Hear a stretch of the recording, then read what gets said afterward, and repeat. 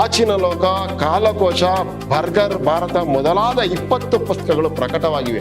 ವಿಶೇಷವಾದಂತಹ ಆಲೋಚನೆ ಮಾಡುವಂತಹ ವ್ಯಕ್ತಿತ್ವ ಇರೋರು. ದಕ್ಷಿಣ ಭಾರತದಲ್ಲಿ ನೈಸರ್ಗಿಕ ಖಜಾನೆಯಾಗಿರುವಂಥದ್ದು ಏನು ಅಂತಂದ್ರೆ ಸಹ್ಯಾದ್ರಿ ಪರ್ವತದ ಸಾಲು.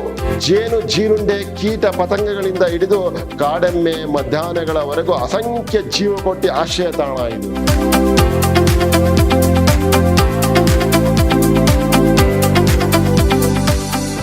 ಎಲ್ಲರಿಗೂ ನಮಸ್ಕಾರ. ನಾನು ವೆಂಕಟೇಶ್ ಕೆಬಿ, ಕನ್ನಡ ಉಪನ್ಯಾಸಕ, ವಿದ್ಯಾಶ್ರಮ ಪ್ರಥಮ ದರ್ಜೆ ಕಾಲೇಜು, ಮೈಸೂರು. ಪ್ರಿಯ ವಿದ್ಯಾರ್ಥಿ ಸ್ನೇಹಿತರೆ, ನಾನು ಮೈಸೂರು ವಿಶ್ವವಿದ್ಯಾನಿಲಯಕ್ಕೆ ಸಂಬಂಧಪಟ್ಟ ಹಾಗೆ 3ನೇ ಚತುರ್ಮಾಸದ BCom ಮತ್ತು BBAಗೆ ಸಂಬಂಧಪಟ್ಟ ಕನ್ನಡ ಭಾಷಾ ಪಠ್ಯದಲ್ಲಿರುವ ನಾಗೇಶ್ ಹೆಗಡೆಯವರು ಬರೆದಿರುವ ಪಶ್ಚಿಮ ಘಟ್ಟಗಳ ಪತನ ಅನ್ನುವಂಥ ಗದ್ಯ ಕಥನವನ್ನು ಕುರಿತು ಮಾತನಾಡ್ತೀನಿ. ಬನ್ನಿ ನಾಗೇಶ್ ಹೆಗಡೆಯವರ ಕಿರು ಪರಿಚಯವನ್ನು ಮಾಡಿಕೊಳ್ಳೋಣ. ಲೇಖಕರ ಪರಿಚಯ. ನಾಗೇಶ್ ಹೆಗಡೆಯವರು ವಿಶೇಷವಾದಂತಹ ಆಲೋಚನೆ ಮಾಡುವಂತಹ ವ್ಯಕ್ತಿತ್ವ ಇರೋರು. ನಾಗೇಶ್ ಹೆಗಡೆಯವರು ಉತ್ತರ ಕನ್ನಡ ಜಿಲ್ಲೆಯ ಬಕ್ಕೆ ಮನೆಯವರು. ಉತ್ತರ ಕನ್ನಡ ಜಿಲ್ಲೆಯಲ್ಲಿ ಒಂದೊಂದು ಮನೆಗೆ ಒಂದೊಂದು ಹೆಸರಿರುತ್ತೆ, ಮನೆಯ ಹೆಸರು. ನೋಡಿ, ಇವ್ರದ್ದು ಬಕ್ಕೆ ಮನೆ ಅಂತೇಳಿ, ಬಕ್ಕೆ ಮನೆಯವರು ಇವರು. ನಾಗೇಶ್ ಹೆಗಡೆಯವರು ಉತ್ತರ ಕನ್ನಡ ಜಿಲ್ಲೆಯ ಬಕ್ಕೆ ಮನೆಯವರು. ಇವರು ಸಿರಸಿಯಲ್ಲಿ ಪ್ರಾಥಮಿಕ ವಿದ್ಯಾಭ್ಯಾಸವನ್ನು ಕಲ್ಕತ್ತಾ ಮತ್ತು ದೆಹಲಿಯ ವಿಶ್ವವಿದ್ಯಾಲಯಗಳಿಂದ ಭೂವಿಜ್ಞಾನ ಮತ್ತು ಪರಿಸರ ವಿಜ್ಞಾನದಲ್ಲಿ ಸ್ನಾತಕೋತ್ತರ ಪದವಿಯನ್ನು ಪಡೆದಿದ್ದಾರೆ. ಸ್ನಾತಕೋತ್ತರ ಪದವಿಯನ್ನ ಇವರು ಭೂವಿಜ್ಞಾನ ಮತ್ತು ಪರಿಸರ ವಿಜ್ಞಾನದಲ್ಲಿ ಪಡ್ಕೊಂಡಿದ್ದಾರೆ. ಕೆಲವು ಕಾಲ ನೈನಿತಾಲ್ನ ಕುಮಾವೋ ವಿಶ್ವವಿದ್ಯಾಲಯದಲ್ಲಿ ಪ್ರಾಧ್ಯಾಪಕರಾಗಿ ಸೇವೆ ಸಲ್ಲಿಸಿದ ಇವರು ಪ್ರಜಾವಾಣಿ ಪತ್ರಿಕೆಯಲ್ಲಿ ಪತ್ರಕರ್ತರಾಗಿ ಸೇವೆಯನ್ನು ಸಲ್ಲಿಸಿದ್ದಾರೆ. ಪರಿಸರ ಸಂರಕ್ಷಣೆಯನ್ನು ಕುರಿತು ಬರೆಯುತ್ತಿರುವ ಪ್ರಮುಖ ಲೇಖಕರು, ಪರಿಸರ ಸಂರಕ್ಷಣೆಯನ್ನು ಕುರಿತು ಬರಿತಾ ಇರುವಂತಹ ಪ್ರಮುಖ ಲೇಖಕರಲ್ಲಿ ಇವರು ಒಬ್ಬರು. ಅಂಕಣ ಬರಹಗಾರರಾಗಿ, ಪತ್ರಿಕೆಯಲ್ಲಿ ಬರೀತಾರಲ್ಲ ಅದು, ಅಂಕಣ ಬರಹಗಾರರಾಗಿ ಹಲವಾರು ಲೇಖನಗಳನ್ನು ಬರೆಯುತ್ತಿದ್ದಾರೆ. ಪ್ರಸ್ತುತ ಬೆಂಗಳೂರಿನಲ್ಲಿ ಇವರು ವಾಸವಾಗಿದ್ದಾರೆ. ಇರುವುದೊಂದೇ ಭೂಮಿ. ನೋಡಿ, ಇರುವುದೊಂದೇ ಭೂಮಿ ಅನ್ನುವಂಥದ್ದು ಇವರು ವಿಶೇಷವಾದಂತಹ ಕೃತಿ. ಈ ಕೃತಿಯಿಂದಲೇ ಪಶ್ಚಿಮ ಘಟ್ಟಗಳ ಪತನ ಅನ್ನುವಂಥದ್ದನ್ನು ಆರಿಸ್ಕೊಂಡಿರೋದು ಗದ್ಯ ಕಥನವನ್ನ. ಪ್ರತಿದಿನ ಪರಿಸರ ದಿನ, ಸುರಿವಂಡ, ಭರತಖಂಡ, ಶತ್ರುವಿಲ್ಲದ ಸಮರ, ಆಚಿನ ಲೋಕ, ಕಾಲಕೋಶ, ಬರ್ಗರ್ ಭಾರತ ಮೊದಲಾದ 20 ಪುಸ್ತಕಗಳು ಪ್ರಕಟವಾಗಿವೆ. ಬರ್ಗರ್ ಭಾರತ ನೋಡಿ, ಬದಲಾವಣೆ ಆಗ್ತಾ ಇರೋದು ತಂತ್ರಜ್ಞಾನದ ಯುಗದಲ್ಲಿ, ಜಾಗತಿಕ ಯುಗದಲ್ಲಿ ಹೇಗೆ ಬದಲಾವಣೆ ಆಗ್ತಾ ಇರೋದನ್ನು ಬಹಳ ಸೊಗಸಾಗಿ ಅದರಲ್ಲೆಲ್ಲ ವಿವರಿಸಿದ್ದಾರೆ ಅವರು. ಕರ್ನಾಟಕ ಸಾಹಿತ್ಯ ಅಕಾಡೆಮಿ ಪ್ರಶಸ್ತಿ, ಶಿವರಾಮ ಕಾರಂತ ಪ್ರಶಸ್ತಿ, ರಾಜ್ಯೋತ್ಸವ ಪ್ರಶಸ್ತಿ ಮತ್ತು ಜೀವಮಾನದ ಸಾಧನೆಗಾಗಿ ಮಾಧ್ಯಮ ಅಕಾಡೆಮಿ ಪ್ರಶಸ್ತಿ ಲಭಿಸಿದೆ. ವಿಶೇಷವಾಗಿ ಇವರು ಮಾಡಿರುವಂಥ ಕೆಲಸಗಳಿಗೆ ಪ್ರಶಸ್ತಿಗಳು ಹರಿದು ಬಂದಿದೆ, ಒದಗಿ ಬಂದಿದೆ. ಮುಂದಕ್ಕೆ ನೋಡೋಣ. ಆಶಯ ಏನು? ಈ ಪಶ್ಚಿಮ ಘಟ್ಟಗಳ ಪತನ ಅನ್ನುವಂಥ ಗದ್ಯ ಲೇಖನದ ಆಶಯ ಏನು ಮಾತಾಡೋಣ. ಪಶ್ಚಿಮ ಘಟ್ಟಗಳ ಪತನ ಎಂಬ ನಿಸರ್ಗ ಸಂರಕ್ಷಣೆ ಕುರಿತ ಪ್ರಬಂಧವನ್ನು, ಈ ಪಶ್ಚಿಮ ಘಟ್ಟಗಳ ಪತನ ಅನ್ನುವಂಥದ್ದು ಏನ್ ಹೇಳಿಕೊಟ್ಟಿದೆ ಅಂತಂದ್ರೆ ನಿಸರ್ಗ ಸಂರಕ್ಷಣೆ ಕುರಿತ ಪ್ರಬಂಧ ಇದು. ನಿಸರ್ಗವನ್ನ ಸಂರಕ್ಷಣೆ ಮಾಡಿಕೊಳ್ಳುವುದು ಹೇಗೆ, ಎಲ್ಲೆಲ್ಲೆಲ್ಲ ತಿಂದು ಲೂಟಿ ಮಾಡಿದ್ದೀವಿ ಪಶ್ಚಿಮ ಘಟ್ಟಗಳನ್ನು ಅನ್ನುವಂಥ ವಿಚಾರವನ್ನು ಮಾತಾಡ್ತಾ ಹೋಗ್ತಾರೆ. 1988ರಲ್ಲಿ ಪ್ರಕಟವಾದ ಇರುವುದೊಂದೇ ಭೂಮಿ ಎಂಬ ಕೃತಿಯಿಂದ ಆರಿಸಿಕೊಳ್ಳಲಾಗಿದೆ ಪಶ್ಚಿಮ ಘಟ್ಟಗಳ ಪತನ. ಆಗ್ಲೇ ನಾನು ಹೇಳಿದೆ, ಪಶ್ಚಿಮ ಘಟ್ಟಗಳ ಪತನ ಅನ್ನುವಂಥ ಈ ಲೇಖನವನ್ನ ಇರುವುದೊಂದೇ ಭೂಮಿ ಎನ್ನುವಂತಹ ನಾಗೇಶ್ ಹೆಗಡೆಯವರ ಕೃತಿಯಿಂದ ಆರಿಸಿಕೊಳ್ಳಲಾಗಿದೆ. ದಕ್ಷಿಣ ಭಾರತದ ನೈಸರ್ಗಿಕ ಖಜಾನೆಯಾಗಿರುವ ಸಹ್ಯಾದ್ರಿ ಪರ್ವತದ ಸಾಲು ಮಾನವನ ದಾಳಿಗೆ ತುತ್ತಾಗಿ ಹಲವಾರು ಜೀವರಾಶಿಗಳ ಗಿಡಮೂಲಿಕೆಗಳ ನಾಶಕ್ಕೆ ಕಾರಣವಾಗಿದೆ. ಬಹಳ ಮುಖ್ಯವಾಗಿ ಮಾತಾಡ್ತಾ ಇದ್ದಾರೆ ನೋಡಿ. ದಕ್ಷಿಣ ಭಾರತದ ನೈಸರ್ಗಿಕ ಖಜಾನೆಯಾಗಿರುವ, ದಕ್ಷಿಣ ಭಾರತದಲ್ಲಿ ನೈಸರ್ಗಿಕ ಖಜಾನೆಯಾಗಿರುವಂಥದ್ದು ಏನು ಅಂತಂದ್ರೆ ಸಹ್ಯಾದ್ರಿ ಪರ್ವತದ ಸಾಲು. ಅದು ಮಾನವನ ದಾಳಿಗೆ, ಹಾಗೆ ಅಲ್ಲಿ ಸಂಪತ್ತಿದೆ ಅಂತ ಗೊತ್ತಾದ ತಕ್ಷಣನೇ ಮಾನವ ದಾಳಿ ಮಾಡಿ ಎಲ್ಲವನ್ನು ಲೂಟಿ ಮಾಡ್ತಾ ಇದ್ದಾನೆ, ಅಗಿತಾ ಇದ್ದಾನೆ, ಮರಗಳನ್ನೆಲ್ಲ ವಶಪಡಿಸ್ಕೊತಾ ಇದ್ದಾನೆ, ವನ್ಯಮೃಗಗಳನ್ನೆಲ್ಲ ಏನೋ ಹಾಳು ಮಾಡ್ತಾ ಇದ್ದಾನೆ, ತನ್ನ ಸ್ವಾರ್ಥಕ್ಕೋಸ್ಕರ ಬಳಸ್ಕೊತಾ ಇದ್ದಾನೆ. ನೋಡಿ, ಹಲವಾರು ಜೀವರಾಶಿಗಳ ಗಿಡಮೂಲಿಕೆಗಳ ನಾಶಕ್ಕೆ ಕಾರಣವಾಗಿದೆ. ಹಲವಾರು ಗಿಡಮೂಲಿಕೆಗಳ ಜೀವರಾಶಿಗಳ ನಾಶಕ್ಕೆ ಕಾರಣವಾಗಿದೆ. ನೋಡೋಣ. ಹಾಗಾಗಿ ಭೂಮಿಯ ರಕ್ಷಣೆಯ ಜವಾಬ್ದಾರಿಯು ಮನುಷ್ಯರ ಕರ್ತವ್ಯವಾಗಿದೆ. ಆ ಕಾರಣಕ್ಕೋಸ್ಕರ ಭೂಮಿಯ ರಕ್ಷಣೆಯ ಜವಾಬ್ದಾರಿ ಮನುಷ್ಯರ ಕರ್ತವ್ಯವಾಗಬೇಕಾಗಿದೆ. ಇಲ್ಲಿಯ ಲೇಖನದ ಕೇಂದ್ರ ಪ್ರಜ್ಞೆ ಕರ್ತವ್ಯವಾಗಬೇಕು. ಈ ಲೇಖನ ಯಾವುದೋ ಪಶ್ಚಿಮ ಘಟ್ಟಗಳ ಪತನ ಅನ್ನುವಂಥದ್ದು ಇದೆಯಲ್ಲ, ಆ ಕೇಂದ್ರ ಪ್ರಜ್ಞೆ ಈ ಪರಿಸರವನ್ನು ಉಳಿಸಬೇಕು ಅನ್ನುವಂಥದ್ದು ಅದು ನಮ್ಮ ಕರ್ತವ್ಯವಾಗಬೇಕು ಅಂತ. ಮತ್ತು ಅಂತಹ ತಿಳುವಳಿಕೆಗೆ ದಾರಿ ಮಾಡಿಕೊಡಬೇಕು ಎನ್ನುವುದೇ ಆಗಿದೆ. ಅಂತ ತಿಳುವಳಿಕೆ ಬೇಕು, ತಿಳುವಳಿಕೆಗೆ ದಾರಿ ಮಾಡಿಕೊಡಬೇಕು ಅನ್ನುವಂಥದ್ದೇ ವಿಶೇಷವಾಗಿ ಈ ಪಶ್ಚಿಮ ಘಟ್ಟಗಳ ಪತನ ಅನ್ನುವಂಥ ಗದ್ಯದ ಆಶಯವಾಗಿದೆ. ಮುಂದಕ್ಕೆ ನೋಡೋಣ. ಪಶ್ಚಿಮ ಘಟ್ಟಗಳ ಪತನ, ಈ ಗದ್ಯ ಕಥನ ಇಲ್ಲಿಂದ ಪ್ರಾರಂಭ ಆಗುತ್ತೆ. ಏನೆಲ್ಲ ಮಾತಾಡ್ಕೊಂಡು ನಾಗೇಶ್ ಹೆಗಡೆ ಅವರು ನಮಗೆ ವಿಶೇಷವಾದಂಥ ಮಾಹಿತಿಯನ್ನು ಕೊಡ್ತಾರೆ. ನೋಡೋಣ ಏನೇನೆಲ್ಲ ಅಧ್ವಾನವನ್ನು ಮಾಡಿಟ್ಟಿದ್ದಾನೆ ಮನುಷ್ಯ. ನೋಡೋಣ. ದಕ್ಷಿಣ ಭಾರತದ ನೈಸರ್ಗಿಕ ಖಜಾನೆಯಾಗಿರುವ ಸಹ್ಯಾದ್ರಿ ಪರ್ವತದ ಸಾಲು ಮಾನವನ ದಾಳಿಗೆ ತುತ್ತಾಗಿ ಸಹನೆ ಕಳೆದುಕೊಳ್ಳುತ್ತಿದೆ. ಇಲ್ಲಿ ಏನೇನಿದೆ ಎಂದು ನೋಡುವ ಮೊದಲೇ ಜೀವ ಭಂಡಾರ ಖಾಲಿಯಾಗುತ್ತಿದೆ. ನೋಡಿ, ಇಲ್ಲಿ ಏನೇನಿದೆ ಎಂದು ನೋಡುವ ಮೊದಲೇ ಜೀವ ಭಂಡಾರ ಖಾಲಿಯಾಗೋಗ್ತಾ ಇದೆ. ಪಶ್ಚಿಮ ಘಟ್ಟಗಳಲ್ಲಿ ಏನೇನಿದೆ ಅಂತ್ಯಪ್ಪ ನೋಡೋದಕ್ಕೆ ಮೊದಲೇ ಎಲ್ಲ ಖಾಲಿ ಮಾಡ್ಬಿಡ್ತಾ ಇದ್ದಾರೆ. ಎಂತ ಅವಿವೇಕಿಗಳ್ರಿ ನಾವು, ಯಾವ ರೀತಿ ಹಾಳು ಮಾಡ್ತಾ ಇದೀವಿ ನೋಡಿ. ದಕ್ಷಿಣ ಭಾರತದ ನೈಸರ್ಗಿಕ ಖಜಾನೆಯಾಗಿರುವ, ದಕ್ಷಿಣ ಭಾರತದಲ್ಲಿ ನೈಸರ್ಗಿಕ ಖಜಾನೆಯಾಗಿರೋದು ಸಹ್ಯಾದ್ರಿ ಪರ್ವತಗಳ ಸಾಲು. ಅಲ್ಲಲ್ಲಿ ಏನಿದೆ ಅಂತ ನೋಡುವ ಮೊದಲೇ ಎಲ್ಲವನ್ನು ಖಾಲಿ ಮಾಡ್ಬಿಡ್ತಾ ಇದೀವಂತೆ. ಎಂತ ಅವಿವೇಕ ಮಾಡ್ತಾ ಇದೀವಿ. ಮುಂದಕ್ಕೆ ಏನ್ ಹೇಳ್ತಾರೆ ನೋಡೋಣ. ಕನ್ನಡ ನಾಡಿನ ಯಾವ ಮೂಲೆಯಲ್ಲಿದ್ದರೂ ನೀವು ಪಶ್ಚಿಮ ಘಟ್ಟಗಳ ಪ್ರಭಾವದಿಂದ ದೂರವಿರಲಾರಿರಿ. ಕನ್ನಡ ನಾಡಿನ ಯಾವ ಭಾಗದಲ್ಲಿದ್ರೂ ಕೂಡ ಪಶ್ಚಿಮ ಘಟ್ಟಗಳ ಪ್ರಭಾವದಿಂದ ನೀವು ದೂರವಿರಲಾರಿರಿ ಅಂತ ಇದಾರಲ್ಲ. ಅರೆ, ಅಷ್ಟೊಂದು ಪ್ರಭಾವ ಬೀರುತ್ತಾ? ಹಾಗೆ ಅಲ್ಲಿರುವಂತ ವಸ್ತುಗೆ ನಾವು ಒಳಗಾಗಿದ್ದೀವ? ನೋಡೋಣ ಅವರೇ ಏನ್ ಹೇಳ್ತಾರೆ ಅಂತ. ಉದಾಹರಣೆಗೆ, ವಿದ್ಯುತ್ ದೀಪದ ಬೆಳಕಿನಲ್ಲಿ ನೀವು ಈ ಲೇಖನ ಓದುತ್ತಿದ್ದರೆ ಪಶ್ಚಿಮ ಘಟ್ಟಗಳಿಂದ ಹರಿದು ಬಂದ ನದಿಯೇ ನೀವಿದ್ದಲ್ಲಿ ಬೆಳಕು ಹರಿಸುತ್ತಿದೆ. ನೀವೇನಾದ್ರೂ ವಿದ್ಯುತ್ ಬೆಳಕಿನಲ್ಲಿ ನೀವೇನಾದ್ರೂ ಓದ್ತಾ ಇದ್ರೆ ಆ ವಿದ್ಯುತ್ ಬೆಳಕು ಬಂದಿರೋದು ಪಶ್ಚಿಮ ಘಟ್ಟಗಳಿಂದ ಹರಿತಾ ಇರುವಂತ ನದಿ ನೀರಿನ ಜಲ ವಿದ್ಯುತ್ ಉತ್ಪಾದನೆಯಿಂದಾಗಿ ಅಂತ. ವಿದ್ಯುತ್ ದೀಪದ ಬೆಳಕಿನಲ್ಲಿ ನೀವು ಈ ಲೇಖನ ಓದುತ್ತಿದ್ದರೆ ಪಶ್ಚಿಮ ಘಟ್ಟಗಳಿಂದ ಹರಿದು ಬಂದ ನದಿಯೇ ನೀವಿದ್ದಲ್ಲಿ ಬೆಳಕು ಹರಿಸುತ್ತಿದೆ. ಹೊರಗೆ ಸುರಿಯುವ ಜಡಿ ಮಳೆ, ತೇವ ತುಂಬಿದ ಗಾಳಿಗೆ ಆ ಘಟ್ಟ ಸಾಲುಗಳೇ ಕಾರಣ. ಹೊರಗೆ ಸುರಿತಾ ಇರುವಂತ ಜಡಿ ಮಳೆ ಇದೆಯಲ್ಲ, ತೇವ ತುಂಬಿದ ಗಾಳಿ ಇದೆಯಲ್ಲ, ಆ ಘಟ್ಟ ಸಾಲುಗಳೇ ಕಾರಣ. ಹೊರಗಡೆ ಮಳೆ ಬೀಳ್ತಾ ಇರೋದಕ್ಕೆ, ತಂಪಾದ ಗಾಳಿ ಬೀಸ್ತಾ ಇರೋದಕ್ಕೆ ಆ ಘಟ್ಟ ಪ್ರದೇಶಗಳೇ ಕಾರಣ ಅಂತ ಅಂದ್ಬಿಟ್ಟು ಹೇಳ್ತಾ ಇದ್ದಾರೆ. ಹೌದು. ಇದೀಗ ತಾನೇ ತಂದಿಟ್ಟ ಬಿಸಿ ಕಾಫಿ ಇರುತ್ತಿದ್ದರೋ, ಇದೀಗ ತಂದಂತಹ ಬಿಸಿ ಕಾಫಿ ಇರುತ್ತಿದ್ದರೋ ಪ್ರಾಯಶಃ ಕಾಫಿ ಮಾಡಲು ಪಶ್ಚಿಮ ಘಟ್ಟದ್ದೇ ಕಟ್ಟಿಗೆ ಇರಬಹುದು. ಈಗಿನ ಕಾಲಕ್ಕೆ ಕಟ್ಟಿಗೆಯನ್ನು ಬಳಸಲ್ಲ. ಆದ್ರೆ ನೋಡೋಣ ಮುಂದಕ್ಕೆ. ಕಾಫಿ ಅಂತೂ ಅಲ್ಲಿಯದೆ, ಕಾಫಿ ಬೀಜ ಅಲ್ಲಿಯದೆ ಅಲ್ವೇನ್ರಿ? ಅದನ್ನು ತುಂಬಿ ತಂದ ಅಲ್ಯೂಮಿನಿಯಂ ಲೋಟಕ್ಕೂ ಪಶ್ಚಿಮ ಘಟ್ಟಗಳ ಬಾಕ್ಸೈಟ್ ಖನಿಜವನ್ನೇ ನೋಡಿ. ಅಲ್ಯೂಮಿನಿಯಂ ಲೋಟ ಇದೆಯಲ್ಲ, ಅದನ್ನು ಕೂಡ ಎಷ್ಟು ಚೆನ್ನಾಗಿ ಹೇಳ್ತಾ ಇದ್ದಾರೆ. ಅಲ್ಯೂಮಿನಿಯಂ ಲೋಟಕ್ಕೂ ಪಶ್ಚಿಮ ಘಟ್ಟಗಳ ಬಾಕ್ಸೈಟ್ ಖನಿಜವನ್ನೇ ಉಪಯೋಗಿಸಿರಬಹುದು. ಪಶ್ಚಿಮ ಘಟ್ಟದಲ್ಲೇ ಸಿಗೋದು ಕಾಫಿ ಬೀಜ, ಗೊತ್ತಾಯ್ತಾ? ಆಮೇಲೆ ಬಾಕ್ಸೈಟ್ ಖನಿಜ ಅದು ಅಲ್ಲೇ ಸಿಕ್ಕೋದು ಮಾತಾಡ್ತಾ ಇದ್ದಾರೆ.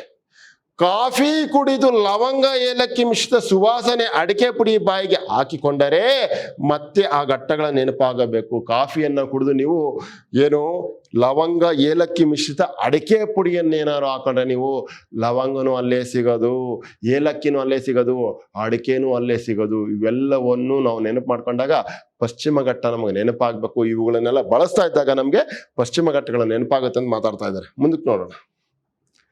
ಇದೊಂದೂ ಪರಿಕರವಿಲ್ಲದೆ ಖಾಲಿ ಬೆತ್ತದ ಕುರ್ಚಿಯ ಮೇಲೆ ಕೂತು ಈ ಲೇಖನ ಓದಲು ಪ್ರಾರಂಭಿಸಿದರೋ ಕೂತ ಕುರ್ಚಿಯ ಬೆತ್ತವನ್ನೊಮ್ಮೆ ಸವರಿ ನೋಡಿ ಸಾಕು.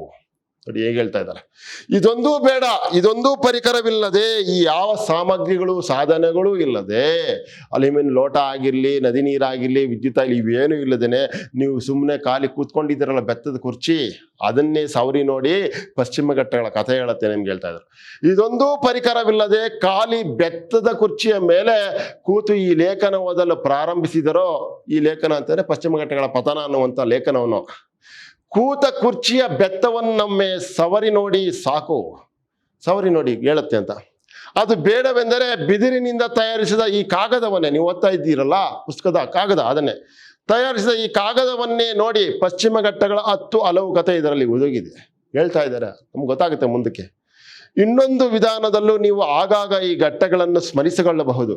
ಇನ್ನೊಂದು ವಿಧಾನದಲ್ಲೂ ನೀವು ಈ ಘಟ್ಟಗಳನ್ನು ಆಗಾಗ ಸ್ಮರಿಸಿಕೊಳ್ಳಬಹುದಂತೆ. ಏನು ನೋಡೋಣ. ಇದ್ದಕ್ಕಿದ್ದಂತೆ ವಿದ್ಯುತ್ ಕಡಿತ ಉಂಟಾಗಿ ಓದು ಭಂಗವಾದರೆ ಅದು ಈ ಘಟ್ಟಗಳನ್ನು ಅತಿಯಾಗಿ ದೋಚಿದ್ದುದರ ಪರಿಣಾಮ ಇರಬಹುದು. ಇದಕ್ಕಿದ್ದಾಗೆ ನೀವು ಓದ್ತಾ ಇದ್ದಾಗ ವಿದ್ಯುತ್ ಕಡಿತ ಉಂಟಾದಾಗ ಈ ಪಶ್ಚಿಮ ಘಟ್ಟಗಳನ್ನು ಅತಿಯಾಗಿ ದೋಚಿದ್ದರ ಪರಿಣಾಮ ಇರಬಹುದು ಅಂತ. ಅಲ್ವೇನಿದ್ದ ಪಶ್ಚಿಮ ಘಟ್ಟಗಳಲ್ಲಿ ಇದ್ದಂಥ ಎಲ್ಲ ಮರಗಿಡಗಳನ್ನ ಕಡಿದು ಬಿಟ್ರೆ ನದಿಗಳೆಲ್ಲ ಬರದಾಗದೆ ಇನ್ನೇನ್ರಿ ಆಗುತ್ತೆ. ನದಿಗಳ ಮೂಲಕನೇ, ನದಿ ನೀರಿನ ಮೂಲಕವೇ ವಿದ್ಯುತ್ತನ್ನು ನಾವು ತಯಾರಿಸ್ಕೊತಾ ಇರೋದಲ್ವಾ. ನೀರೇ ಇಲ್ಲ ಅಂತಂದ್ರೆ ವಿದ್ಯುತ್ ಎಲ್ಲಿಂದ ಬರುತ್ತೆ? ಅದನ್ನ ನೆನಪು ಮಾಡ್ಕೊತಾ ಇದ್ವಿ. ಹವಾಮಾನದ ಏರುಪೇರು, ಅತಿವೃಷ್ಟಿ, ಭೂಕುಸಿತ, ಪ್ರವಾಹ ಪೀಡಿತೆ, ಕುಡಿಯುವ ನೀರಿನ ಅಭಾವ, ಸಾಂಕ್ರಾಮಿಕ ರೋಗ, ಈ ಎಲ್ಲ ಅಧ್ವಾನಗಳಿಗೂ ನೀವು ಸುತ್ತು ಬಳಸಿಯಾದರೂ ಸಹ್ಯಾದ್ರಿ ಪರ್ವತ ಶ್ರೇಣಿಯ ಸಂಬಂಧ ಕಲ್ಪಿಸಿಕೊಳ್ಳಬಹುದು. ಸುತ್ತಿ ಬಳಸಿಯಾದ್ರೂ ಕೂಡ ಸಹ್ಯಾದ್ರಿ ಪರ್ವತ ಶ್ರೇಣಿಗಳ ಸಂಬಂಧವನ್ನು ಕಲ್ಪಿಸಿಕೊಳ್ಳಬಹುದು ಅಂತ ಹೇಳ್ತಾ ಇದ್ದಾರೆ. ಯಾವೆಲ್ಲ ಅನಾಹುತವನ್ನು ಮಾಡಿದ್ದೀವಿ ನೋಡೋಣ ಇಲ್ಲಿ. ನೋಡಿ, ಹವಾಮಾನದ ಏರುಪೇರು, ವಾತಾವರಣದ ಏರುಪೇರು ಆಗ್ಲಿಕ್ಕೆ ಸಾಧ್ಯ ಆಗುತ್ತೆ. ಬೇಸಿಗೆಗಾಲದಲ್ಲಿ ಮಳೆ ಬಂದ್ಬಿಡುತ್ತೆ, ಚಳಿಗಾಲದಲ್ಲಿ ಮಳೆ ಬಂದ್ಬಿಡುತ್ತೆ, ಅಥವಾ ಬೇಸಿಗೆಗಾಲದಲ್ಲಿ ಚಳಿ ಆಗ್ಬಿಡುತ್ತೆ. ಈ ಥರದ್ದೆಲ್ಲ ಹವಾಮಾನದ ಏರುಪೇರು ಆಗೋದು. ಅತಿವೃಷ್ಟಿ, ಅತಿಯಾಗಿ ಮಳೆ ಒಯ್ದುಬಿಡೋದು, ಎಷ್ಟು ಬೇಕೋ ಅಷ್ಟು ಮಳೆ ಆಗ್ಬೇಕಂತ ಅತಿಯಾಗಿ ಮಳೆ ಒಯ್ದುಬಿಡೋದು. ಭೂಕುಸಿತ, ಮರಗಳನ್ನೆಲ್ಲ ಕಳೆದ್ರೆ ಮಣ್ಣಿನ ಸವಕಳಿಯಾಗಿ ಭೂಕುಸಿತ ಉಂಟಾಗುತ್ತೆ. ಪ್ರವಾಹ ಬಂದ್ಬಿಡುತ್ತೆ. ಕುಡಿಯುವ ನೀರಿನ ಅಭಾವ ಆಗುತ್ತೆ, ಕುಡಿಯುವ ನೀರು ಸಿಗ್ತಾ ಇಲ್ಲ. ಸಾಂಕ್ರಾಮಿಕ ರೋಗ ಬರುತ್ತೆ, ಸಾಂಕ್ರಾಮಿಕ ರೋಗಗಳು ಬರ್ತವೆ ಕಾಡನ್ನ ಕಡಿತಾ ಇರೋದ್ರಿಂದ, ಕಾಡಿನ ಸಂಪರ್ಕದಲ್ಲಿ ಇರೋದ್ರಿಂದ. ಈ ಎಲ್ಲ ಅಧ್ವಾನಗಳಿಗೂ ನೀವು ಸುತ್ತಿ ಬಳಸಿಯಾದರೂ ಸಹ್ಯಾದ್ರಿ ಪರ್ವತ ಶ್ರೇಣಿಯ ಸಂಬಂಧ ಕಲ್ಪಿಸಿಕೊಳ್ಳಬಹುದು. ಈ ಎಲ್ಲ ಅಧ್ವಾನಗಳಿಗೆ ಪಶ್ಚಿಮ ಘಟ್ಟಗಳನ್ನ ನಾವು ನಿರಂತರವಾಗಿ ನಾಶ ಮಾಡ್ತಾ ಇರೋದು ಕಾರಣ ಆಗತ್ತೆ ಅಂತ ಮಾತಾಡ್ತಾ ಇದ್ದಾರೆ. ಮುಂದಕ್ಕೆ ನೋಡೋಣ. ಕನ್ಯಾಕುಮಾರಿಯಿಂದ ಹಿಡಿದು ಗುಜರಾತ್ ಗಡಿಯವರೆಗೂ ಅರಬ್ಬಿ ಸಮುದ್ರದ ದಂಡೆಗುಂಟ ಮೈಚಾಚಿ ನಿಂತಿರುವ ಈ ಗುಡ್ಡದ ಸಾಲು ಬರೀ ಗೋಡೆಯಂತಿಲ್ಲ. ಬಹಳ ಸೊಗಸಾಗಿ ಹೇಳ್ತಾ ಇದ್ದಾರೆ ನೋಡಿ. ಏನು ಅಂತಂದ್ರೆ, ಕನ್ಯಾಕುಮಾರಿಯಿಂದ ಹಿಡಿದು ಗುಜರಾತ್ ಗಡಿಯವರೆಗೂ ಅರಬ್ಬಿ ಸಮುದ್ರದ ದಂಡೆಗುಂಟ ಮೈಚಾಚಿ ನಿಂತಿರುವ ಈ ಗುಡ್ಡದ ಸಾಲು ಬರೀ ಗೋಡೆಯಂತಿಲ್ಲ. ಈ ಗುಡ್ಡದ ಸಾಲು ಬರೀ ಗೋಡೆಯಂತಿಲ್ಲ, ಮತ್ತಿನ್ನೇನು, ಇಡೀ ದಕ್ಷಿಣ ಭಾರತದ ಜೀವಕೋಟಿಯ ಬೆನ್ನೆಲುಬಾಗಿ, ಅಪರಿಮಿತ ಸಂಪನ್ಮೂಲಗಳ ಭಂಡಾರವಾಗಿ, ಕೋಟಿ ವರ್ಷಗಳಿಂದ ಅಚಲವಾಗಿ ನಿಂತಿದೆ. ಕೋಟಿ ವರ್ಷಗಳಿಂದ, ಎಷ್ಟು ವರ್ಷ ಅಂತ ಹೇಳಕ್ಕಾಯ್ತೆ, ಭೂಮಿ ಹುಟ್ಟಾಗ್ಲಿಂದ ಇದು ಇರಬಹುದು ಅಂತ. ನೋಡಿ, ಇಡೀ ದಕ್ಷಿಣ ಭಾರತದ ಜೀವಕೋಟಿಯ ಬೆನ್ನೆಲುಬಾಗಿದೆ, ಬರೀ ಗೋಡೆ ತರ ಇದಿಲ್ಲ ರೀ. ನೋಡಿ ಎಷ್ಟು ಸೊಗಸಾಗಿ ಹೇಳ್ತಾ ಇದ್ದಾರೆ. ಕನ್ಯಾಕುಮಾರಿಯಿಂದ ನೋಡಿ ಗುಜರಾತ್ವರೆಗೂ, ಕನ್ಯಾಕುಮಾರಿಯಿಂದ ಹಿಡಿದು ಗುಜರಾತ್ ಗಡಿಯವರೆಗೆ ಅರಬ್ಬಿ ಸಮುದ್ರದ ದಂಡೆಗುಂಟ ಮೈಚಾಚಿ ನಿಂತಿರುವ ಈ ಗುಡ್ಡದ ಸಾಲು ಬರೀ ಗೋಡೆಯಂತಿಲ್ಲ, ಮತ್ತಿನ್ನೇನು, ಇಡೀ ದಕ್ಷಿಣ ಭಾರತದ ಜೀವಕೋಟಿಯ ಬೆನ್ನೆಲುಬಾಗಿ, ಇಡೀ ದಕ್ಷಿಣ ಭಾರತದಲ್ಲಿರುವಂಥ ಎಲ್ಲ ಜೀವಕೋಟಿಯ ಬೆನ್ನೆಲುಬಾಗಿ, ನಾವು ಇದರಿಂದ ಮುಕ್ತರಾಗಿ ಬದುಕಲಿಕ್ಕೆ ಸಾಧ್ಯ ಇಲ್ಲ. ಇದರಿಂದ ಉಪಯೋಗವನ್ನ ಪಡೆದುಕೊಂಡೇ ನಾವು ಬದುಕ್ತಾ ಇದ್ದೀವಿ, ಶ್ರೀಮಂತವಾಗಿದ್ದೀವಿ, ಅದನ್ನು ಮರಿಬಾರದು. ನೋಡಿ ಎಷ್ಟು ಚೆನ್ನಾಗಿ ಹೇಳ್ತಾ ಇದ್ದಾರೆ. ಇಡೀ ದಕ್ಷಿಣ ಭಾರತದ ಜೀವಕೋಟಿಯ ಬೆನ್ನೆಲುಬಾಗಿ, ಅಪರಿಮಿತ ಸಂಪನ್ಮೂಲಗಳ, ಅಲ್ಲಿ ಸಿಕ್ಕುವಂತ ಅಪರಿಮಿತ ಸಂಪನ್ಮೂಲಗಳ ಭಂಡಾರವಾಗಿ ಕೋಟಿ ವರ್ಷಗಳಿಂದ ಅಚಲವಾಗಿ ನಿಂತಿದೆ. ಸಾವಿರಾರು ವರ್ಷಗಳಿಂದ, ನೋಡಿ ಕೋಟಿ ವರ್ಷಗಳು ಅಂತ ಹೇಳ್ತಾ ಇದ್ದಾರೆ, ಅಚಲವಾಗಿ ನಿಂತಿದೆ, ಏನೂ ಆಗ್ದೇನೆ. ಅಂಥದ್ದನ್ನ ಏನ್ ಮಾಡ್ತಾ ಇದೀವಿ ನೋಡೋಣ. ಕೋಟಿ ಎಂದರೆ 1-2 ಕೋಟಿ ವರ್ಷಗಳಲ್ಲ, ಕೋಟಿ ಅಂತಾರೆ 1-2 ಕೋಟಿ ವರ್ಷಗಳಲ್ಲ ರೀ. ಅವ್ರು ಹೇಳ್ತಾರೆ ನೋಡಿ, ಈ ಪರ್ವತ ಶ್ರೇಣಿಯಲ್ಲಿ 360 ಕೋಟಿ ವರ್ಷಗಳ ಭೂಚರಿತ್ರೆ ಊತು ಕೂತಿದೆ. ನೋಡಿ, ಈ ಪರ್ವತ ಶ್ರೇಣಿಯಲ್ಲಿ 360 ಕೋಟಿ ವರ್ಷಗಳ ಚರಿತ್ರೆ ಅಡಗಿದೆಯಂತೆ. 360 ವರ್ಷಗಳಿಂದ ಇದು ವಿಕಾಸ ಆಗಿರೋದು. ನಾವು ನುಂಗಿ ನೀರು ಕುಡಿತಾ ಇದ್ವಿ. ನೋಡೋಣ ಏನಾಗತ್ತೆ ಅಂತ. ಅಂದಿನ ಅಂಟಾರ್ಟಿಕಾ, ಆಫ್ರಿಕಾ, ಆಸ್ಟ್ರೇಲಿಯಾ ಖಂಡಗಳ ಜೊತೆ ಒಂದಾನೊಂದು ಕಾಲದಲ್ಲಿ ಬೆಸೆದುಕೊಂಡಿದ್ದ ಕುರುಹುಗಳು ಇಲ್ಲಿ ಸಿಗುತ್ತವೆ. ಇದು ಯಾವುದ್ರ ಜೊತೆಗೆ ಅಂಟ್ಕೊಂಡಿತ್ತು ಅಂತ ಮಾತಾಡ್ತಾ ಇದ್ದಾರೆ. ಅಂಟಾರ್ಟಿಕಾ, ಆಫ್ರಿಕಾ, ಆಸ್ಟ್ರೇಲಿಯಾ ಖಂಡಗಳ ಜೊತೆ ಒಂದಾನೊಂದು ಕಾಲದಲ್ಲಿ ಬೆಸೆದುಕೊಂಡಿದ್ದ ಕುರುಹುಗಳು, ಒಂದಾನೊಂದು ಕಾಲ ಇವೆಲ್ಲವೂ ಕೂಡ ಒಂದಾಗಿದ್ವು, ಬೆಸೆದುಕೊಂಡಿದ್ವು ಅನ್ನೋದಕ್ಕೆ ಕುರುಹುಗಳು ಇವೆ ಅಂತ ಅಂದ್ಬಿಟ್ಟು ಮಾತಾಡ್ತವೆ, ಸಾಕ್ಷಿಗಳು ಸಿಗ್ತದೆ ಅಂತ ಮಾತಾಡ್ತವೆ. 335 ಕೋಟಿ ವರ್ಷಗಳ ಹಿಂದೆ ತನ್ನ ಮೈ ಮೇಲೆ ಸಾಗರವನ್ನು ಅರವಿಕೊಂಡಿದ್ದಿದೆ. 335 ಕೋಟಿ ವರ್ಷಗಳ ಹಿಂದೆ, 335 ಕೋಟಿ ವರ್ಷಗಳ ಹಿಂದೆ ಈ ಪಶ್ಚಿಮ ಘಟ್ಟಗಳು ತನ್ನ ಮೈ ಮೇಲೆ ಸಾಗರವನ್ನೇ ಹರಡಿಕೊಂಡಿತ್ತು ಅಂತ ಹೇಳ್ತಾ ಇದ್ದಾರೆ. ಆಮೇಲೆ ಸಾಗರಗಳೆಲ್ಲ ಚೆದರಿ ಪಶ್ಚಿಮ ಘಟ್ಟಗಳು ಕಾಣಿಸಿದ್ವು ಅಂದ್ಬಿಟ್ಟು ಮಾತಾಡ್ತಾ ಇದ್ದಾರೆ. ಮುಂದಕ್ಕೆ ನೋಡೋಣ. ಅನಂತರ ಕ್ರಮೇಣ ಇತರ ಭೂಖಂಡಗಳಿಂದ ಬೇರೆಯಾಗುತ್ತಾ ಸಮುದ್ರವನ್ನು ಇಬ್ಬಾಗಿಸಿ ಈಚೆ ಸರಿದು ಬಂದದ್ದಿದೆ. ಸಮುದ್ರವನ್ನು ಇಬ್ಬಾಗಿಸಿ ಈಚೆಗೆ ಬಂದು ಪಶ್ಚಿಮ ಘಟ್ಟಗಳು ಕಾಣಿಸಿದ್ವು ಅಂತ ಮಾತಾಡ್ತಾ ಇದ್ದಾರೆ. ಸಾವಿರಾರು ವರ್ಷಗಳ, ಕೋಟಿ ವರ್ಷಗಳ ಪರಿಣಾಮ ಇದಾಗಿರೋದು ಅಂತ. 150 ಕೋಟಿ ವರ್ಷಗಳಿಂದ ಈಚೆಗೆ ತನ್ನ ಮೈ ಮೇಲೆ ಲಾವಾರಸವನ್ನು ಉಗುಳಿಕೊಂಡು ಎಪ್ಪುಗಟ್ಟಿಸಿ ಇನ್ನಷ್ಟು ದಪ್ಪವಾಗಿದ್ದಿದೆ. ಲಾವಾರಸ, ಜ್ವಾಲಾಮುಖಿ ಬಂದಾಗ ಬರುತ್ತಾ ಲಾವಾರಸ, ಅದು ಅಂತ. 150 ಕೋಟಿ ವರ್ಷಗಳಿಂದ ಈಚೆಗೆ ತನ್ನ ಮೈ ಮೇಲೆ ಲಾವಾರಸವನ್ನು ಉಗುಳಿಕೊಂಡು ಎಪ್ಪುಗಟ್ಟಿಸಿ ಇನ್ನಷ್ಟು ದಪ್ಪವಾಗಿದ್ದಿದೆ. ಅಂತರ ಸೂರ್ಯನ ಶಾಖಕ್ಕೆ ಸಿಡಿದು ಹಿಮಪಾತದಲ್ಲಿ ಇಪ್ಪೆಯಾಗಿ ಮಳೆಗಾಳಿಗೆ ಸಿಕ್ಕು ತೊರೆ ಕಂದರಗಳಾಗಿ ಹಚ್ಚ ಹಸಿರಿನ ಒದಿಕೆ ಒದ್ದು ಉದ್ದಂಡ ಮಲಗಿದಂತಿದೆ. ನೋಡಿ, ಉದ್ದಂಡ ಮಲಗಿದ್ದಂತಿದೆ ಅಂತ ಅಂದ್ಬಿಟ್ಟು ಮಾತನಾಡ್ತಾ ಇದ್ದಾರೆ. ಮುಂದಕ್ಕೆ ನೋಡೋಣ ಏನಾಗತ್ತೆ ಅಂತ. ಮೇಲೆ ಆಕಾಶಕ್ಕೆ ಮುಖ ಮಾಡಿ ಬೆಳೆದ ಸದಾ ಹಸಿರಿನ ದಟ್ಟ ಕಾಡು, ಸೂರ್ಯನ ಸೆಕೆ ನೆತ್ತಿ ಕುಕ್ಕಿದರೂ ಕಾಲಡಿಯಲ್ಲಿ ಕತ್ತಲು ಕವಿದಿರುವ ಗೊಂಡಾರಣ್ಯ, ಜೇನು ಜೀರುಂಡೆ ಕೀಟ ಪತಂಗಗಳಿಂದ ಹಿಡಿದು ಕಾಡೆಮ್ಮೆ ಮಧ್ಯಾಹ್ನಗಳವರೆಗೂ ಅಸಂಖ್ಯ ಜೀವಕೋಟಿ ಆಶ್ರಯ ತಾಣ ಇದು ಅಂತ. ಈ ಪಶ್ಚಿಮ ಘಟ್ಟಗಳಲ್ಲಿ ಏನೇನೆಲ್ಲ ಇರುತ್ತೆ ಅಂತ ಮಾತಾಡ್ತಾ ಇದ್ದಾರೆ. ನೋಡಿ ಹೇಗಿದೆ ಅಂತ ಅಂದ್ಬಿಟ್ಟು. ಮೇಲೆ ಆಕಾಶಕ್ಕೆ ಮುಖ ಮಾಡಿ ಬೆಳೆದ ಸದಾ ಹಸಿರಿನ ದಟ್ಟ ಕಾಡು. ಮೇಲೆ ಆಕಾಶಕ್ಕೆ ಅಂದ್ರೆ ಅಷ್ಟೊಂದು ಎತ್ತರವಾಗಿ ಬೆಳ್ಕೊಂಡೈತೆ ಅಂತ ಕಾಡು, ಹಸಿರು ಕಾಡು. ಸೂರ್ಯನ ಸೆಕೆ ನೆತ್ತಿ ಕುಕ್ಕಿದರೂ ಕಾಲಡಿಯಲ್ಲಿ ಕತ್ತಲು ಕವಿದಿರೋ ಗೊಂಡಾರಣ್ಯ, ಎಲ್ಲವೂ ಕಿಕ್ಕಿರು ತುಂಬಿರುವಂಥ ಮರಗಳು, ಒಳಗಡೆ ಮಾತ್ರ ಕತ್ತಲಿದೆ. ಸೂರ್ಯ ಬಂದ್ರೂ ಕೂಡ ಕತ್ತಲಿರುವಂಥದ್ದು, ಅಷ್ಟು ದಟ್ಟವಾಗಿ ಬೆಳ್ಕೊಂಡಿದೆ ಮರಗಿಡಗಳು ಅಂತ ಅಂದ್ಬಿಟ್ಟು. ಕಾಲಡಿಯಲ್ಲಿ ಕತ್ತಲು ಕವಿದಿರುವ ಗೊಂಡಾರಣ್ಯ, ಜೇನು ಜೀರುಂಡೆ ಕೀಟ ಪತಂಗಗಳಿಂದ ಹಿಡಿದು ಕಾಡೆಮ್ಮೆ ಮಧ್ಯಾಹ್ನಗಳವರೆಗೂ ಅಸಂಖ್ಯ ಜೀವಕೋಟಿ ಆಶ್ರಯ ತಾಣ. ಅಸಂಖ್ಯ ಜೀವಕೋಟಿಗಳ ಆಶ್ರಯ ತಾಣವಾಗಿದೆ ಪಶ್ಚಿಮ ಘಟ್ಟ ಅಂತ. ದುಮ್ಮಿಕ್ಕುವ ಜಲಪಾತಗಳಿದಾವೆ ಅಲ್ಲಿ ಅಂತ. ಬಿಸಿ ನೀರಿನ ಬುಗ್ಗೆ, ಹಿಮಶೀತಲ ಸರೋವರ, ಸೂಜಿ ಮೊನೆಯಂಥ ಶಿಖರ, ಉದ್ದು ಕರಡಿರುವಂಥ ಸೂಜಿ ಮೊನೆಯಂಥ ಶಿಖರಗಳಿದ್ದಾವೆ, ಬೆಟ್ಟಗಳಿದ್ದಾವೆ ಅಂತ ನೋಡಿ ಮಾತಾಡ್ತಾ ಇದ್ದಾರೆ. ದುರ್ಗಮ ಪಾತಾಳ ಪ್ರಪಾತ ಮುಂತಾದ ಉಬ್ಬು ತಗ್ಗಿನ ವೈಚಿತ್ರಗಳ ಗುಡಾಣ ಇದು ಅಂತ ಅಂದ್ಬಿಟ್ಟು. ಪಶ್ಚಿಮ ಘಟ್ಟಗಳ ಈ ಪರಿಸರ ಅನ್ನುವಂಥದ್ದು ಹೇಗಿದೆ ಅನ್ನುವಂಥದ್ದು ಬಹಳ ಸೊಗಸಾಗಿ ವಿವರಿಸ್ತಾ ಇದ್ದಾರೆ. ಬಹಳ ವಿಶೇಷವಾಗಿದೆ. ಮುಂದಕ್ಕೆ ನೋಡೋಣ ಬನ್ನಿ. ಕೆಳಗೆ ನೆಲದೊಳಗೆ ಖಜಾನೆ ತುಂಬಿಕೊಂಡಿದೆ, ಸಂಪತ್ತಿನ ಖಜಾನೆ. ಏನೇನು? ತಾಮ್ರ, ನಿಕ್ಕಲ್, ಮ್ಯಾಂಗನೀಸ್, ಕಬ್ಬಿಣ, bauxite, uranium, magnesium, graphite, chromite ಖನಿಜಗಳ ಶೇಖರಣೆ ನೆಲದ ಒಳಗಡೆ ಅಷ್ಟೊಂದೆಲ್ಲ ತುಂಬಿಕೊಂಡಿದೆ. ಇವನ್ನೆಲ್ಲ ಈಗಾಗಲೇ ಖಾಲಿ ಮಾಡಿಬಿಟ್ಟವರೆಲ್ಲ. ನೋಡಿ, ನೀರಿನಲ್ಲಿ ತೇಲಬಲ್ಲ ಲಾವಾ ಬಂಡೆಗಳು, ಬಿಲ್ಲಿನಂತೆ ಬಾಗಬಲ್ಲ ಮರುಳು ಕಲ್ಲುಗಳು, ವಜ್ರದಂತೆ ಮಿರುಗುವ ಅಮೆಥಿಟಿಸ್ಟ್ ಅರಳುಗಳು, ಮೇಣದಂತೆ ಕರಗುವ ಜಿಯೋಲೈಟ್ ಖನಿಜಗಳ ನಿಸರ್ಗ ನಿರ್ಮಿತ ಸಂಗ್ರಹಾಲಯ, ನಿಸರ್ಗವೇ ನಿರ್ಮಿಸಿರುವಂಥ ಸಂಗ್ರಹಾಲಯ, ಇವೆಲ್ಲವೂ ಕೂಡ ಅಲ್ಲಿದೆ. ಯುರೇನಿಯಂ ಆಗಿರ್ಬೋದು, ಬಾಕ್ಸೈಟ್ ಆಗಿರ್ಬೋದು, ಕ್ರೋಮೈಟ್ ಆಗಿರ್ಬೋದು, ಕಬ್ಬಿಣ ಆಗಿರ್ಬೋದು, ಮ್ಯಾಂಗನೀಸ್ ಆಗಿರ್ಬೋದು, ತಾಮ್ರ ಆಗಿರ್ಬೋದು, ಇವೆಲ್ಲವೂ ಕೂಡ ನಮ್ಮ ಕಾಲ ಕೆಳಗಡೆ ಇರುವಂಥ ಪಶ್ಚಿಮ ಘಟ್ಟಗಳ ಕಾಲ ಕೆಳಗೆ ಅಲ್ಲಿ ಒಳಗಡೆ ಇದೆ ಅಂತ ಅಂದ್ಬಿಟ್ಟು ಆ ಭೂಮಿ ಒಳಗಡೆ ಈಗ ಖಾಲಿ ಮಾಡಿದ್ದಾರೆ. ಈಗ ಒಂದಿಷ್ಟು ಅಂಕಿ ಸಂಖ್ಯೆಗಳನ್ನು ನೋಡೋಣ. ಈಗ ಒಂದು ಸ್ವಲ್ಪ ಅಂಕಿ ಸಂಖ್ಯೆಗಳನ್ನು ನೋಡೋಣ ಅಂತ ಅಂದ್ಬಿಟ್ಟು ಮಾತಾಡ್ತಾ ಇದ್ದಾರೆ. ಏನು ಅಂಕಿ ಸಂಖ್ಯೆಗಳು ನೋಡೋಣ. ಈಗ ಒಂದಿಷ್ಟು ಅಂಕಿ ಸಂಖ್ಯೆಗಳನ್ನು ನೋಡೋಣ. ದಕ್ಷಿಣ ತಮಿಳುನಾಡಿನಿಂದ ಕೇರಳ, ಕರ್ನಾಟಕ, ಗೋವಾ ಹಾಗೂ ಮಹಾರಾಷ್ಟ್ರದ ತುದಿಯವರೆಗೆ 1300 ಕಿಲೋಮೀಟರ್ ಉದ್ದಕ್ಕೆ ಪಶ್ಚಿಮ ಘಟ್ಟ ಸಾಲು ಹಬ್ಬಿದೆ. ಆಗ್ಲಿಂದ ನಾನು ಪಶ್ಚಿಮ ಘಟ್ಟ ಅಂತ ಹೇಳ್ತಾ ಇದ್ದೀನಲ್ಲ, ಎಲ್ಲಿಂದ ಪ್ರಾರಂಭವಾಗಿ ಎಲ್ಲಿಗೆ ಅಂತ್ಯವಾಗಿರುವಂತ ಘಟ್ಟವನ್ನ ನಾವು ಪಶ್ಚಿಮ ಘಟ್ಟ ಅಂತ ಕರ್ಕೋತಾ ಇದೀವಿ ಅಂತಂದ್ರೆ 1300 ಕಿಲೋಮೀಟರ್ ಉದ್ದ ಇದೆ ರೀ.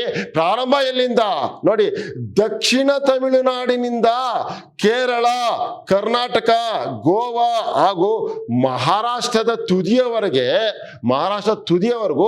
1300 ಕಿಲೋಮೀಟರ್ ಉದ್ದಕ್ಕೆ ಪಶ್ಚಿಮ ಘಟ್ಟ ಸಾಲು ಹಬ್ಬಿದೆ. ಅಷ್ಟು 1300 ಕಿಲೋಮೀಟರ್ ಉದ್ದ ಇರುವಂತಹ ಪಶ್ಚಿಮ ಘಟ್ಟ ಸಾಲುಗಳನ್ನು ನುಂಗಿ ನೀರು ಕುಡಿಯಕ್ಕಾಗುತ್ತಾ? ಏನ್ ಮಾಡಿದೀವಿ ನೋಡೋಣ.